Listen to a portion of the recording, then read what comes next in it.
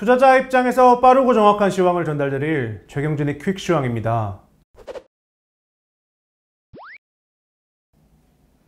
시간이 갈수록 계속 거래량이 줄고 있습니다. 어떠셨나요? 네. 오늘은 늑대가 나타났다. 세 번째 외침입니다. 그러면 어떻게 해야 할까요? 네, 바로 질문 드리겠습니다. 이틀가 반복되던 시장의 흐름이 바뀌었습니다. 미국 물가가 너무 높게 나왔는데요. 오늘 시장은 물가 영향이 가장 큰 것일까요?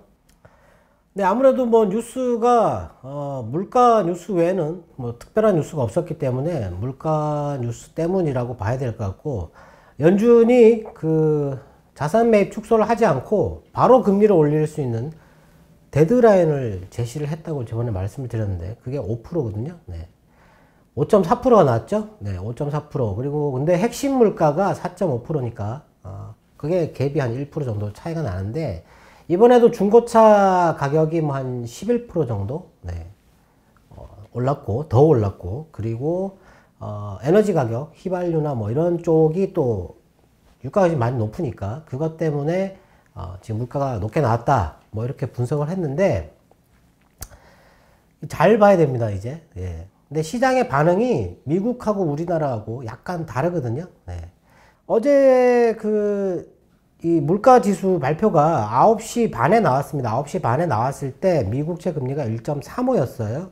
발표가 나오자마자 1.38로 뜁니다, 이게. 그러다가 다시 1.35로 내려오거든요. 그러다가 2시에 갑자기 1.41로 뛰어요. 그때 2시에 주가가 S&P 500이나 뭐 일반 다른 주식들이 주가가 빠집니다. 그때. 예. 이때는 반응을 안 했어요. 9시 반에 나왔을 때 그때는 물론 주가가 빠져서 시작을 했는데 크게 변화가 없었는데 2시에 빠졌습니다. 2시에. 그럼 2시에 무슨 일이 있었느냐? 2시에 금리가 오르고 주가가 내릴 일이 뭐가 있었느냐? 어제 미국채 30년물 입찰이 있었는데, 이전 입찰할 때 금리가 2.172였습니다. 2.172. 근데 어제 2%로 입찰이 됐어요. 엄청나게 많이 떨어진 겁니다. 30년물이 17bp나 떨어져서, 예, 입찰이 됐어요. 그거 딱 되고 나자마자 바로 뛰었어요, 금리가. 예. 이게 무슨 조화인가요? 네. 금리를 계속 끌어내려가지고 아주 싼 금리로 30년물을 발행을 했는데, 그러고 나서 갑자기 금리가 뛰었습니다. 그리고 오늘 아침에 우리나라 시장에서는 금리가 1.41 정도에서 이렇게 있다가 1.42, 오늘은 장중에 미국채 금리의 고점이 1.426인가 뭐 그 정도였거든요. 네, 거기서부터 시작해서 바로 떨어지기 시작했죠. 쭉 떨어져 가지고 오늘은 장중에 1.393까지 빠져요. 이렇게 빠지다가 마감하기 전에 한 1.4%를 살짝 회복하는 그런 모양이 나왔거든요. 예.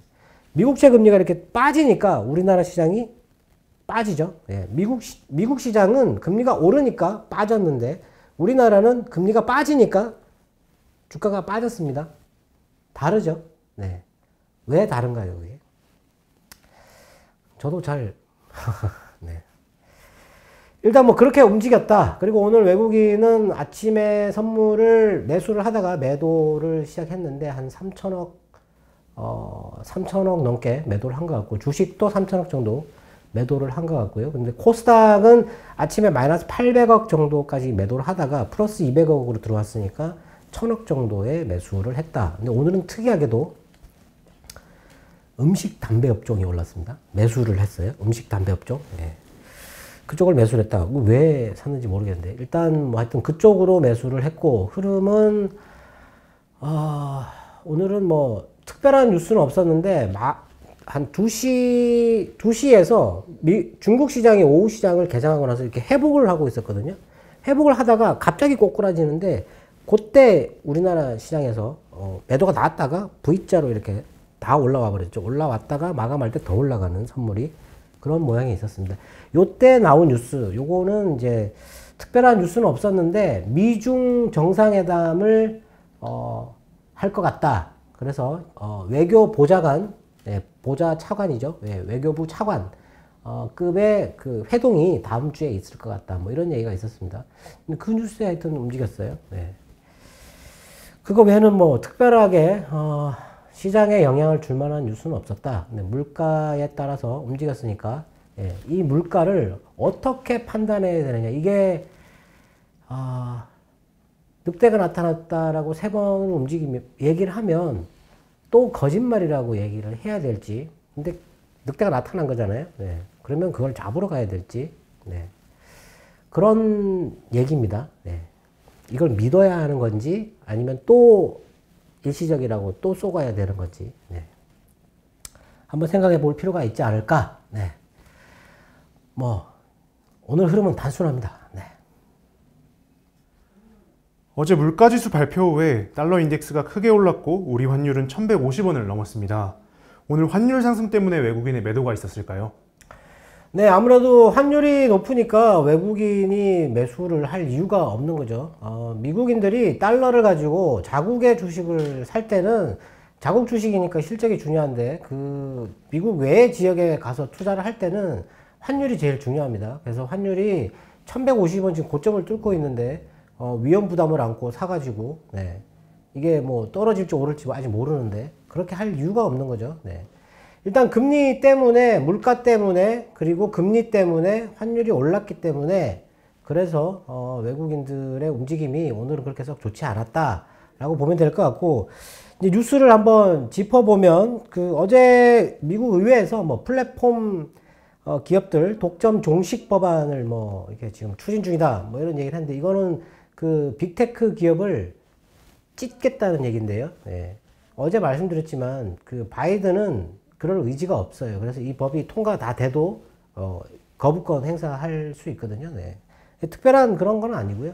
그리고 중국의 텐센트가 그 검색 엔진 기업인 그 서우거우라고 하는 기업을 지분을 갖고 있는데 그거를 지분을 다 인수해가지고 미국 시장에서 상장 폐지시키겠다고 했었는데 그걸 어제 중국 정부가 승인을 했어요. 네. 그렇게 미국 시장에서 상장 폐지시킨다고 하니까 이런 거는 또 승인을 해줬다. 뭐 이렇게 볼 수 있을 것 같고. 그리고 그 어제 뭐 나왔던 뉴스인데 그 우리나라 이 배터리 쪽이 계속 강세를 보이는 이유가 독일의 뭐 전기차 보조금이 2025년까지 연장한다. 뭐 이런 얘기가 있었고. 그 테슬라도 또 올랐잖아요. 테슬라 같은 경우는 완전 자율주행 시스템 베타 버전 9번째를 업그레이드 한다. 뭐 이런 얘기를 했었는데 그 증권사에서 엔비디아에 대해서 주목을 하면서 내년에는 완전 자율주행 기술이 제일 중요하다 뭐 이런 얘기를 했거든요. 네. 거기에 제일 선두 기업이 테슬라이기 때문에 그래서 그 기업을 좋게 봐야 되는 거고 근데 저는 미국 주식은 저는 딱 6개만 사면 된다고 생각을 하는데 애플, 아마존, 구글, 마이크로소프트, 엔비디아, 어도비 물론 다른 종목들도 독점적인 지위를 갖고 있는 회사가 있을 것 같은데 저는 이 6개만 사도 충분하다고 생각하거든요. 그 중에 엔비디아가 있는데 이 엔비디아가 만든 그 GPU 칩, 이 칩은 독보적이기 때문에 아무 데서 지금 현재로서는 다른 데서 따라갈 수가 없습니다. 그래서 뭐 좀 관심 있게 봐야 될 그런 뉴스였다고 보면 될 것 같고 시장에는 영향이 없다 이렇게 생각하면 될 것 같고 폭스바겐하고 BMW가 2030년까지 생산되는 신차의 50%를 전부 다 전기차로 하겠다 이런 얘기를 했어요. 지금 계속 전기차에 대해서 이미 알고 있는 내용인데 이게 자꾸 나오니까 자꾸 자극을 주는 거죠. 네. 그런 뉴스가 있었고 그리고 미국이 홍콩에서 지금 영업을 하고 있는 기업들의 경고를 냈어요. 네. 위험하다. 그게 중국이 지금 현재 홍콩에서 통과되려고 하는 그 법안 때문에 중국이 그 기업들의 데이터에 직접적으로 관여를 할 수 있다. 들여다볼 수 있다. 이런 것 때문에 경고를 했어요. 아마 홍콩 시장의 하락은 그런 것 때문이지 않을까 싶은데 그리고 오늘 그 신장 지역의 그 인권 탄압 그쪽과 관련된 그런 것과 거래하고 있는 미국 자국 기업들에 대해서도 경고를 했어요. 네. 거래를 줄이거나 없애라 이런 식으로 얘기를 했거든요. 네. 근데 뭐 그런 것도 뭐 크게 영향을 줄 것까지는 아니고 그리고 유럽이 디지털세 부과를 잠정 중단한다고 얘기를 했습니다. 유럽 집행위원회에서. 네. 원래는 뭐 연기한다 이런 식으로 나왔었는데 잠정적으로 중단하겠다라는 식으로 얘기를 했고요. 그리고 프랑스가 구글에다가 과징금을 5억 유로 부과했는데 지금 소송에 너무 소극적으로 불성실하게 임하고 있다 뭐 이래가지고 가진금을 미리 또 부과를 했어요. 네. 뭐 그런 것도 뭐 제 생각에는 악재로 작용한 것 같지는 않고 오로지 물가 때문에 예, 시장이 움직였는데 미국 시장은 금리가 올라가는 거를 보고 너무 많이 올라가니까 네, 그래서 주가가 빠진 거고 우리나라 시장은 미국 금리가 빠지니까 이게 안전자산 선호 그런 게 되겠죠. 그리고 최근에 금리가 계속 빠지면서 주가가 흐름이 안 좋았잖아요. 네. 그렇기 때문에 지금은 또 금리가 빠지니까 우리나라는 또 미국하고는 또 다른 입장에 있으니까 예, 주가가 안 좋다 이렇게 보면 될 것 같은데 지금 또 뉴스에 뭐 논쟁을 한다 이게 일시적이냐 일시적이지 않느냐 이거 긴축을 해야 되느냐 금리를 올려야 되느냐 여기에서 또 막 갑론을박을 하고 있어요. 예, 연준은 가만히 있는데 네. 잘 봐야겠죠. 네. 잘 봐야 되는데 제가 볼 때는 환율이 떨어져야만 우리나라의 수급이 좋아지고 오늘 거래량이 9억 주가 안 되는데 네. 거래량이 계속 이렇게 줄어드는 거는 수급에서 일단 안 좋게 봐야 되겠죠. 근데 오늘 국내 증권사에서 그 연기금의 매도가 끝났기 때문에 연기금이 앞으로 이게 매수를 할 가능성이 있지 않을까 뭐 이렇게 생각한다고 뭐 나왔던 기사가 있었는데 그런 수급 쪽에서 약간 좀 개선이 되는 부분이 있다면 시장이 좀 더 올라갈 수 있다 이렇게 봐도 될 것 같습니다. 국제금리가 어제 물가 상승과 또 다르게 움직였습니다. 왜 이렇게 움직이는 걸까요? 네, 일단 물가가 이렇게 올라가지고 경제 성장률도 높고 물가가 오르면 이 금리가 올라야 된다고 말씀을 드렸잖아요. 근데 내리잖아요. 예. 일시적이다라는 얘기죠. 근데 어제는 왜 올랐느냐? 어제는 아까 말씀드렸지만 30년물을 입찰을 하자마자 올랐어요. 지표가 발표됐을 때는 살짝 올랐다 내려왔는데 그게 30년물 입찰을 낮은 금리로 하자마자 올랐다는 얘기죠. 누군가가 누르고 있다가 발을 빼버리니까 금리가 이렇게 뛰었던 거고 그리고 가만히 생각해 보니까 금리가 다시 내려온 거는 물가 상승이 일시적이지 않을까라는 게 우세했다라고 봐야 되겠죠. 일단 시장이 그렇게 움직였으니까 네. 그러지 않으면 그게 일시적이지 않으면 지금 현재 시장이 많이 위험하다. 그래서 금리가 빠졌다. 이렇게 봐야 되겠죠. 두 가지 해석을 할 수 있지 않습니까? 그 두 가지 해석 중에 어느 거를 선택하는지 그거는 자유겠죠. 네. 그리고 그럼 위험이 왜 높다라고 당연히 뭐 그렇게 생각하는 이유는 지금 너무 많이 나오고 있지 않습니까? 근데 그 뭐 많은 이유 중에 딱 한 가지잖아요. 고점이기 때문에. 예. 고점이기 때문에 비싸기 때문에 지금 피크아웃이기 때문에 위험하다라는 거잖아요. 예. 그것 때문에 주가가 빠진 적은 제가 보기에는 역사적으로 예. 비싸기 때문에 주가가 빠진 적은 거의 없는 것 같습니다. 예. 오늘 그 우리나라에 5월 그 M2가 발표가 있었는데 뭐 그 중요한 지표는 아니지만 뭐 3,385조 이게 1월 달에 3,230조 정도였던 게 지금 3,385조 한 150조 정도가 증가를 했어요. 네. 계속 증가하고 있다는 얘기죠. 이건 발행이 아니고 그 현금화할 수 있는 현금과 같은 그런 자산들을 얘기하는 건데 계속 이렇게 돈이 자꾸 증가하잖아요. 돈이 자꾸 증가하는데 돈 가치가 그만큼 떨어지는데 돈과 대체할 수 있는 고정자산 가격 예, 그런 것들이 안 올라간다. 너무 비싸다. 이렇게 그럼 이거를 한꺼번에 싹 빼버리면 이게 빠지겠죠. 예. 근데 이걸 한꺼번에 뺄 수 있을까요? 이걸 왜 한꺼번에 뺀다고 자꾸 생각을 하는지 모르겠지만 그 한 나라의 경제를 그렇게 뭐 돈을 뭐 이렇게 한꺼번에 풀었다가 한꺼번에 흡수했다가 이렇게 할 수 있는 게 아니거든요. 네. 충분히 지금 소통을 하려고 하는데 아직도 소통이 잘 안 되고 있다. 예. 언젠가는 소통이 되겠죠. 네.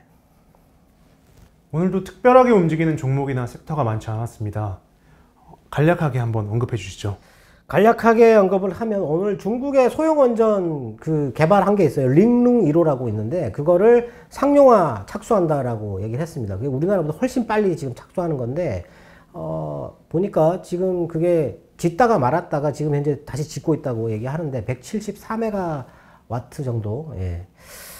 우리도 빨리 이거를 만들어 가지고 해야 되고 그리고 뭐 이거는 좀 논외인데 그때 미국 시장에서 SK텔레콤이 투자를 했다고 하는 나녹스라고 하는 회사가 있었어요. 그 회사를 그때 미국의 그 공매도 하는 세력이 그거 사기다 이래가지고 막 공매도를 했었죠. 네. 그래가지고 뭐 투자 잘못했니, 책임을 지니, 뭐 사임을 하라니 뭐 이런 얘기를 했었었는데 오늘 이 회사가 보니까 나이지리아에다가 의료 영상 장비를 1000대를 계약을 했습니다. 예. 이렇게 팔 수 있으면 좋겠네요. 네. 그리고 베트남 뉴스가 있었는데 그 아침에 뉴스에 이렇게 나왔어요. 삼성전자 공장을 베트남 정부가 가동 중단 명령을 내렸다. 아, 네. 그렇게 뉴스가 나왔었는데 오후에 다시 나온 뉴스에는 호치민시에 그 확진자가 너무 많이 발생해가지고 그게 하이테크 파크라고 하는 그 산업단지가 있어요.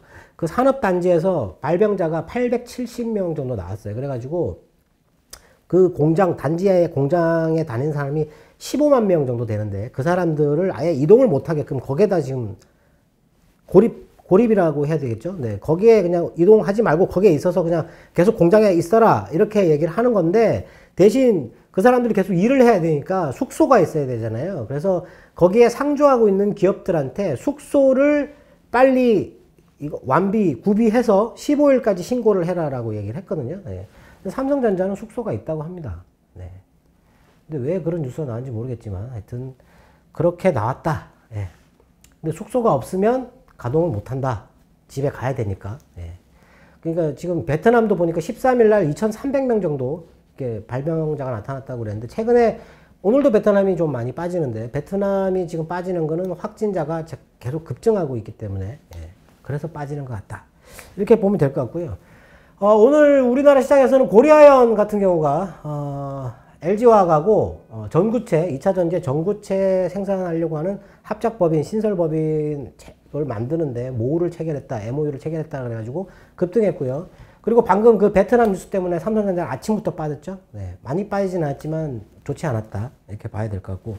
효성이 오늘 또 올랐고, 오늘은 효성 중공업이 올랐죠. 효성 중공업이 오른다는 얘기는 수소 쪽이 오른다는 얘기인데, 또 그것만 올랐어요. 다른 수소 관련된 주식은 안 올랐습니다. 그리고 한샘이 그 또 매각 된다 이런 뉴스가 돌아왔는데 소문이 있었는데 한샘에서는 한다 안 한다 이런 얘기를 안 했습니다. 한 1조 원 규모 정도 될 거다 이렇게 얘기를 했는데 이것도 오늘 급등했죠. 네. 그리고 에코마케팅이라고 온라인 광고 업체가 있는데 그 회사가 오늘 또 급등했어요. 네. 뭐 2분기 실적이 기대된다 그래가지고 네. 다른 거는 기대해도 안 오르는데 이런 거는 기대해도 잘 오릅니다. 네. 그리고 오늘 전기 설비 지금 전기가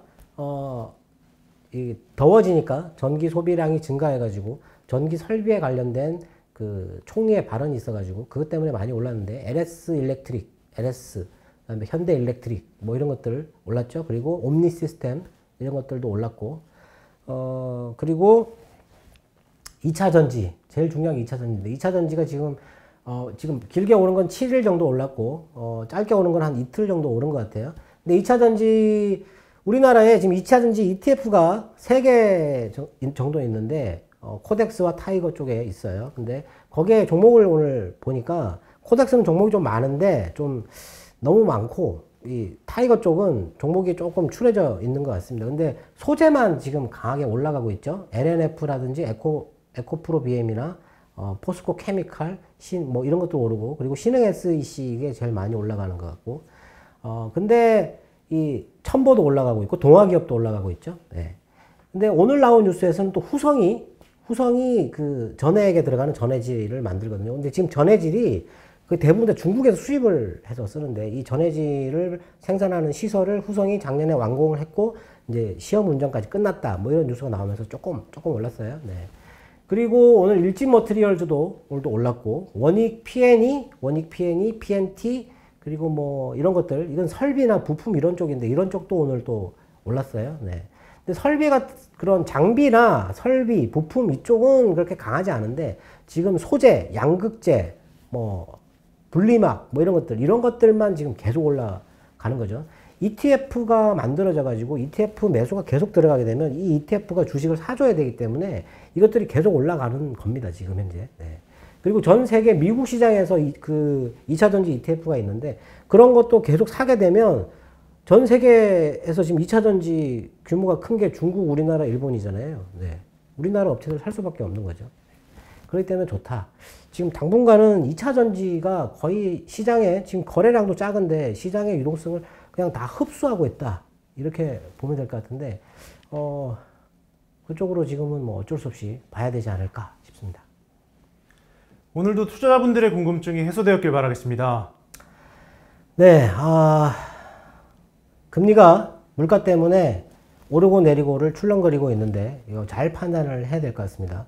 예, 빠진다 쪽으로 생각할지 아니면 이거는 일시적이기 때문에 상관없다 오른다 라고 그렇게 생각해야 될지 시장의 흐름을 잘 보고 판단해야 될 것 같습니다. 네, 저희는 여기서 인사드리겠습니다. 지금까지 최경진의 퀵시황이었습니다. 감사합니다.